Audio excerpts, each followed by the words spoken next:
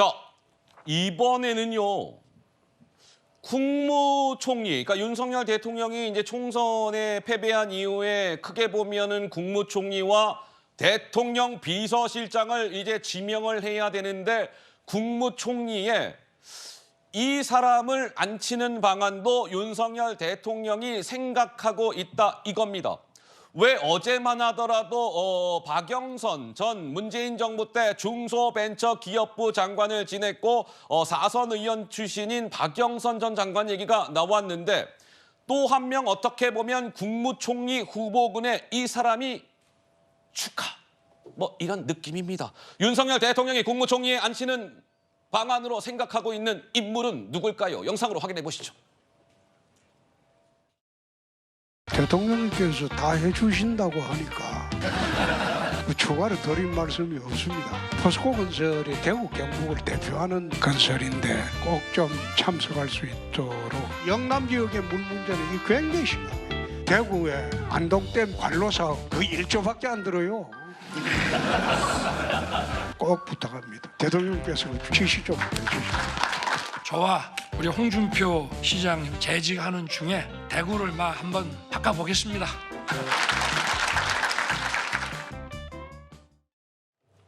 자, 그런데 이 윤석열 대통령이 지난 16일 그러니까 사흘 전에 4시간가량 홍준표 대구시장과 만찬 저녁 식사를 함께했다.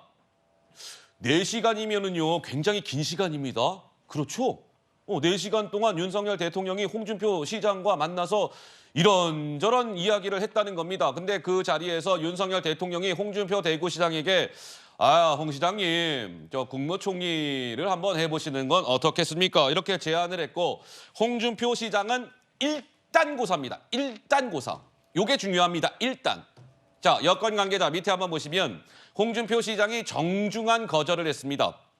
다른 후보들도 있는 만큼 우선 다른 사람들을 좀 고려를 해보셨으면 좋겠습니다. 이렇게 얘기를 했는데 저 얘기인 즉슨 뭐 나중에 또 다시금 뭐 이렇게 저렇게 고민하시다가 홍준표 저에게 국무총리직을 제안하면 맡을 수도 있어요라는 취지 아니겠습니까? 그래서 제가 일단이 중요하다 이런 말씀을 드린 겁니다.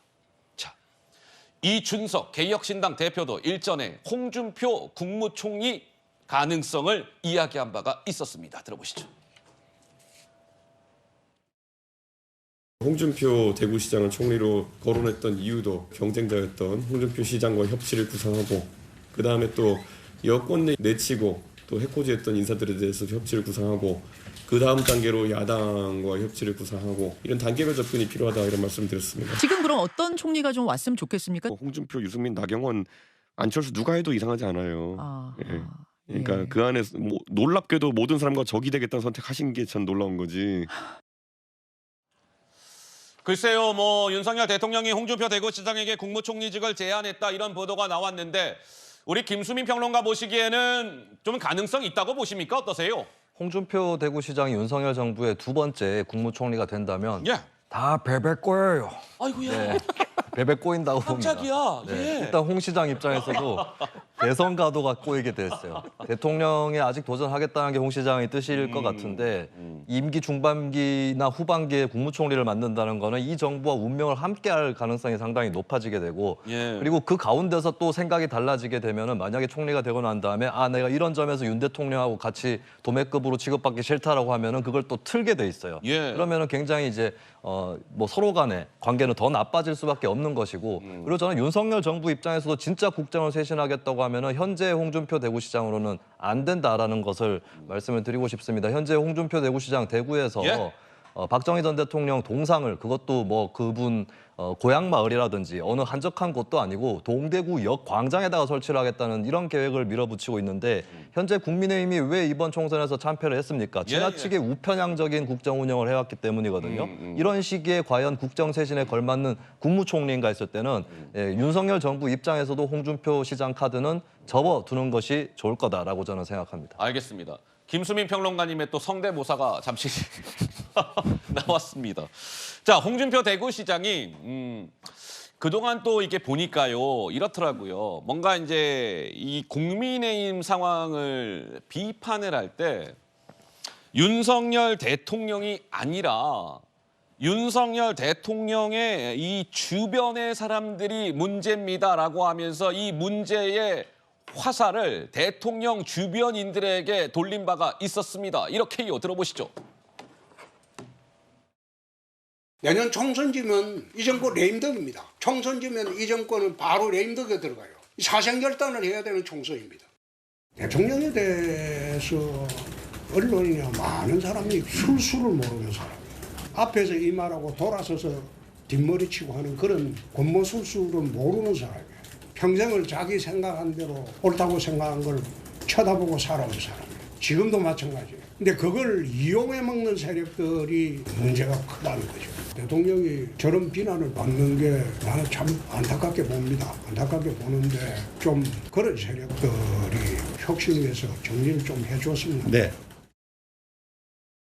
자, 근데 이제 이 홍준표 시장이 또 최근에 또 이런 일이 있었습니다. 이제 온라인 커뮤니티 같은데 윤석열 대통령을 이렇게 비난하는 글이 올라온 거예요. 아니, 족보도 없는 사람들이 당을 망쳤습니다. 약간 이 윤석열 대통령을 겨냥하는 듯한 글이 올라오자 거기에 홍준표 대구시장이 이러한 글을 남겼습니다. 그래도요, 윤석열 대통령은 지방선거와 대선을 이겨주지 않았습니까? 그러니까 마치 뭔가 윤석열 대통령을 옹호하는 듯한 글을 남겼고 또 근데요, 저 국민의힘 원로들께서는요, 윤석열 대통령이 총선 패배의 원인이라고 지금 지적을 하고 있는데요 라는 글이 올라오자 거기에 또 홍준표 대구시장은 원로들 말도 일리는 있는데요, 글쎄요 라고 하면서 뭔가 또 윤석열 대통령을 옹호하는 듯한 댓글을 남겼다. 뭔가 홍준표 대구시장의 행보가 요즘 묘하다. 뭐 이런 해석들이 자연스럽게 따라 붙고 있습니다. 자, 이런 상황에서 이재명 민주당 대표는 최근에 국무총리 그리고 비서실장의 인선과 관련해서 이런저런 하마평이 나오고 있는 것과 관련해서 어젯밤 11시 30분경에 소셜미디어에 이렇게 글을 올렸습니다.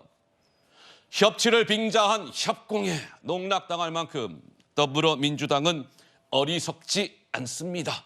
라는 글을 남겼습니다. 그러니 이재명 대표가 저러한 글을 남긴 것과 관련해서 이제 국무총리가 누구로 지명이 될지는 모르겠으나 국무총리가 최종적으로 임명이 되기 위해서는 국회 본회의에서 인준이 되어야만 하고 지금 인준을 통과하기 위해서는 더불어민주당이 의석수가 많기 때문에 협조가 필수적인데 그 과정이 순탄치만은 않을 것 같다라는 해석이 역시 자연스럽게 따라붙고 있습니다.